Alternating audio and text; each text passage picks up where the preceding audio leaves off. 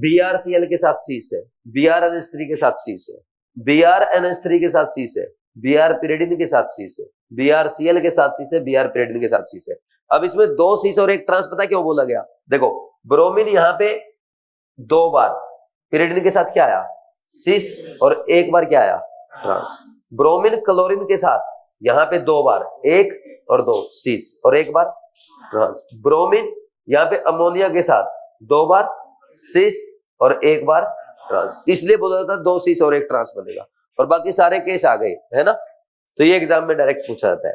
अब examiner question पता है कैसे पूछेगा? अब इसके रटा होता है हर बच्चे को कि जब चारों डिफरेंट आ जाएंगे स्क्वायर प्लेनर ज्योमेट्री में तो 3 ज्योमेट्रिकल आइसोमर बनेंगे, क्योंकि एनसीईआरटी में यही एग्जांपल दे रखा है और यही एग्जामिनर पूछता है, सबका रटा हुआ है। एग्जामिनर चुपके से लिख देगा, ये लिखा कंपाउंड, हाउ मेनी शीश आइसोमर आर देयर? 3 सर, 2 होते हैं। नहीं समझे? यही तो मिस्टेक करवाएगा एग्जामिनर। अरे आपका पढ़ा हुआ होगा क्वेश्चन, बस आप क्वेश्चन पढ़ने में ध्यान नहीं देंगे, ये कमी होगी एग्जाम में।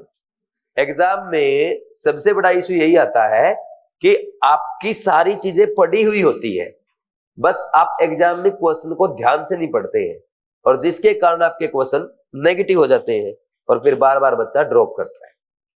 जो बच्चा 2, 3, 4, 5 साल से ड्रॉप कर रहा है नीट के लिए, सीधा सा मतलब है कि वो मेहनती है और वो एमबीबीएस भी करना चाहता है। ऐसा नहीं कि वो जानबूझ के बार बार ड्रॉप करे जा रहा है, वो एमबीबीएस करना चाहता है, मेहनती भी। कमी कहां पे है कि पेपर क्वालिफाई नहीं कर पा रहा। क्वालिफाई क्यों नहीं कर पा रहा मेहनती बच्चा? क्योंकि कोई ना कोई मिस्टेक कर रहा है। मिस्टेक कहां पे कर रहा है?